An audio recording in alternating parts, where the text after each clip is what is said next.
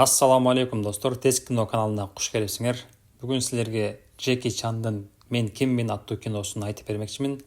Баарыңар даяр болсоңор, анда кеттик.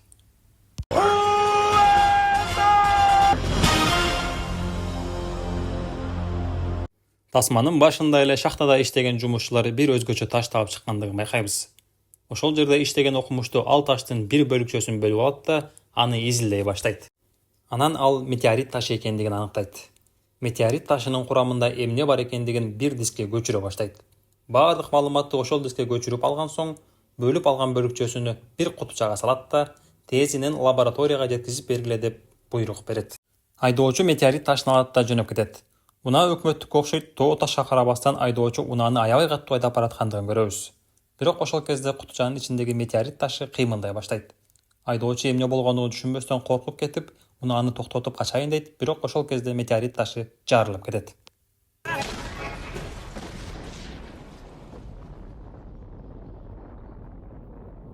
Андан кийин ЦРУнун атайын даярдалган аскерлери Түштүк Африкага учуп келгендигин көрөбүз. Алар токойдо бир нече солдаттын коштоосунда бараткан окумуштууларды уурдап кетишет. Кийинки бөлүгүндө бизди ЦРУнун офисине алып келет. Ал жерде биздин эң кыйын агенттерибиз жана окумуштуулар белгисиз жоголду деп бири-бири менен талашып тартышып жаткандыгын көрөбүз.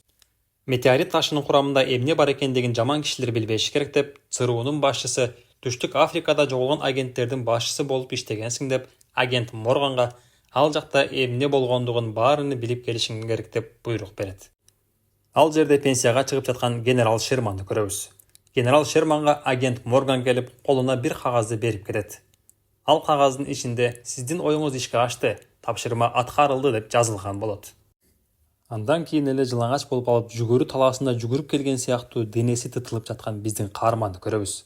Анын бетине ак төш тиштеп алганбы, айтор абалы аябай эле оор болот. Бир нече убакыттан кийин биздин каарман өзүнө келе баштайт. Көрсө аны токойдо эсин жоготуп жаткан кезинен индейцтер таап алышкан экен. Индейцтердин башчысы биздин каарманга келип, "Сен кимсиң? Сен кайдан келдиң?" деп сурай баштайт. Бирок ал экөө бири-бирин түшүнүшпөйт. Анда "Мен Мурейна, мен бул элдин башчысымын. Сен кимсиң?" деп колу менен көрсөтөт. Ошондо биздин каарман өз эс тутумун жоготкондугун түшүнөт. Анан "Мен киммин?" деп өз тилинде кайталай баштайт. Ошондо индейцтер "Бунун аты Мен киммин экен" деп "Мен киммин" деп атап коюшат. Его зовут «Кто же я?» Да. Кто же я? Индейц аскерлери биздин каарманга келип, "Биз кулаган темир куш көрдүк. Сен биз менен жүр" деп биздин каарманды ээрчитип алып барып, ага кулаган темир кушту көргөзүшөт. Көрсө ал жерде кулап түшүп күйүп кеткен вертолеттун калдыктары бар экен. Жана биздин каармандын командасында болгон башка аскерлердин да мүрзөсүн көрдү. Аларды көрүп эмне болгондугу эсине келе баштайт. А я Александр! Иванов! Саша! Из России! Яков! Израиль! Бирок бардык нерсени эстей албайт. Кечинде дагы индейц аскерлери келип, "Биз алыстан жанып жаткан от көрдүк" деп биздин каарманды дагы бир жерге ээрчитип алып барышат. Биздин каарман дүрбү менен карап көрүп, алыстагы от эмес эле бул жүрүп бараткан унаа экендигин көрөт. Аны көрүп, бул жерде өмүр бою калып индейц аял алат окшойм деп маанайы чөккөн биздин каарман аябай сүйүнүп, "Мен кетем" деп сүйүнүп кыйкыра баштайт. Я ухожу. Я ухожу. Да. Я ухожу.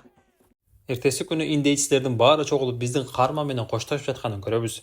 Бирок биздин каарманды да индейц кылып кийинтип койгон эле. Жолдо баратып даракка асылып калган дагы бир аскердин скелетин көрөт.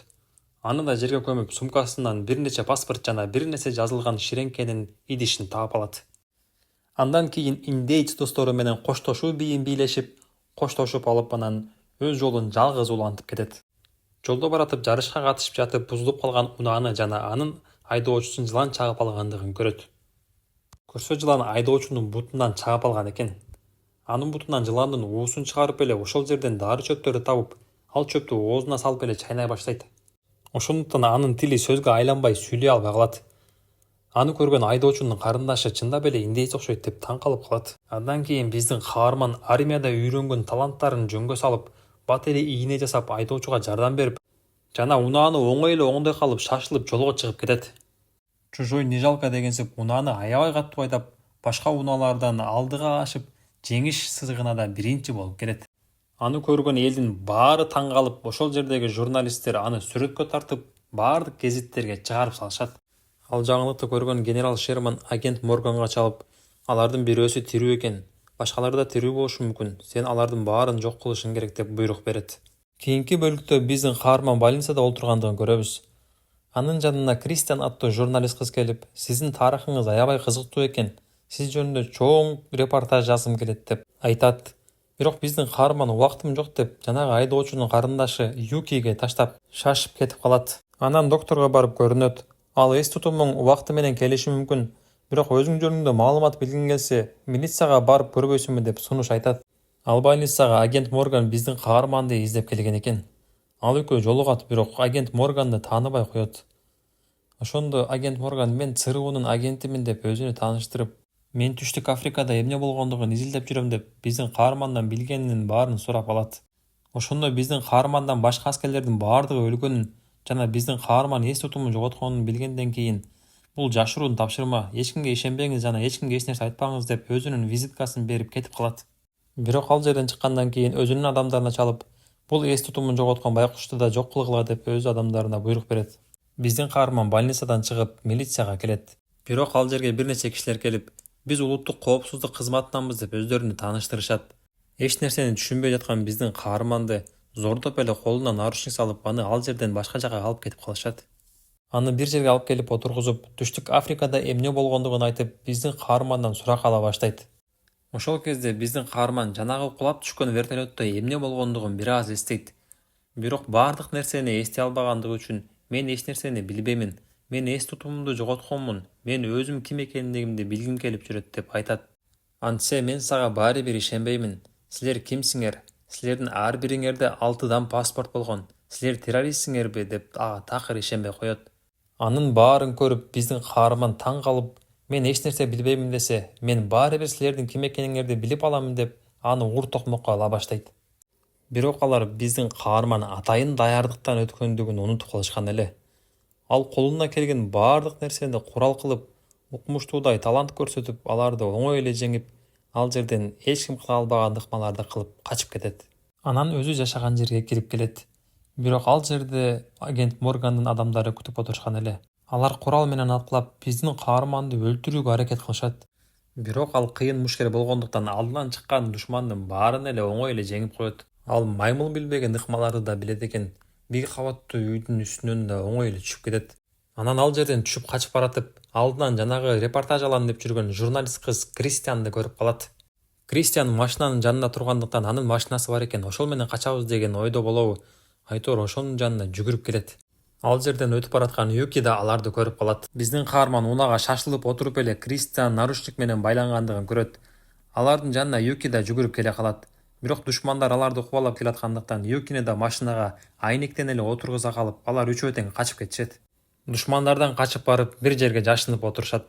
Ал жерде Кристиан колундагы наручниктерди оңой эле чечип салат. Анан Кристиан эмнеге бул адамдар сени кубалап жүрүшөт деп сурай баштайт. Анда биздин каарман мен эч нерсе билбеймин. Мен болгону бир аскердин сумкасынан бир нече паспорт жана бир нерсе жазылган ширеңкенин идишин таап алганмын дейт. Аны Кристиан алып, ал ширеңкенин идишинде эмне жазылгандыгын бат эле билип келе калат.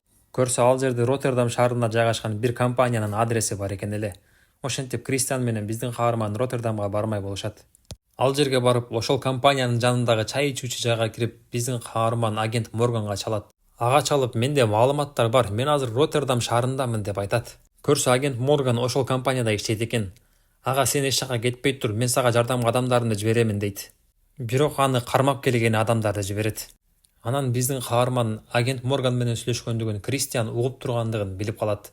Көрсө ал микрофон коюп койгон экен. Андан кийин Кристиан журналист эмес экендигин аныктайт. Сен кимсиң деп сураса, Кристиан мен ЦРУда иштеймин, бирок мен сен тараптамын. Мен эмне болуп жаткандыгын изилдеп жатамын деп ага түшүндүрөт. Бирок биздин каарман Кристианга ишенбей экөө уруша баштайт. Ошол кезде агент Морган жиберген адамдар келип калат. Аларды көрүп биздин каарман Кристианды сен мени сатып кеттиң, сенин адамдарың деп качып кетет. Бирок агент Моргандын адамдары биздин каарманга жетип келип, аны көптөп уруп тепкилей башташат. Бирок душмандын жалгыз же көптүгүнө карабастан аларды жеңе баштайт. Алардын ар биринин таенесин таанытып, алардан өз өчүнү алып, анан эл көп жерден элге аралашып качып кетет. Анан жанагы компаниянын дарегине келип, ал жерге жашыруун кирип барат. Ал жерде генерал Шерман жана агент Морган бир кылмышкерге метеорит ташын сатып жаткандыгын көрүп калат. Анан баары алаксып жатканда ал жерге жашыруун кирип барып, жанагы метеорит ташын жөнүндө маалымат жазылган дисти уурдап жана метеорит ташы үчүн деп берип жаткан акчасынын баарыны балдар үйүнө которуп салат. Анан аны баары издеп сыртка чыгып кеткенде ал кайрадан генерал Шермандын жанына келет. Генерал Шерман кичинесинде балетке качканбы, Айтор биздин каарманды урам деп 2-3 айланып өзү жыгылып түшөт. Ал эми кылмышкер дисти алам деп бир тепкиден талтайып отуруп калат. Ал жерден чыгып баратып агент Морганды көрүп аны күнөөлөй баштайт. Бирок агент Морган: мен бул жерде жашыруун тапшырмадамын. Мен булардын ишеничине көптөн бери кирип жүрөмүн. Сага эч кимге ишенбе деп айттым эле го деп өзүнө ишендире баштайт.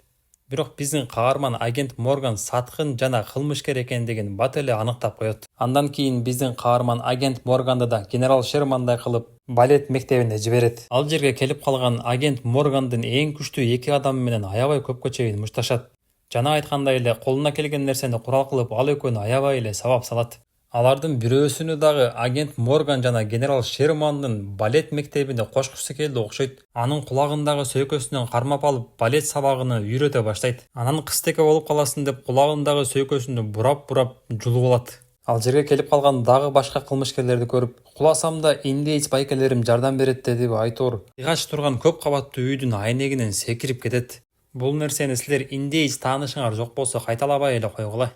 Ал жерден араң түшүп аман калып качып бараткан агент Морганды көрүп калат. Анын артынан кубалап бараткан жерден алдынан жанагы ЦРУ агенти Кристиан чыгып калат. Ал КамАЗдын бардачугундай болгон эле бир унааны айдап келе калып, биздин каарманды жанына отургузуп агент Морганды кубалап жөнөшөт. Кристиан ЦРУнун бардык агенттерин жыйнап келген экен. Алар генерал Шермандын да компаниясын басып алышат. Агент Морганды: сен ЦРУну уят кылып жатасың, сен чыккынчы саткын кылмышкерсиң деп аны да кармап алышат. Тасманын аягында Кристиан биздин каарманга келип: сага рахмат, сен бүгүн өзүң жөнүндө толук маалымат аласың деп ага ыраазычылыгын билдирет.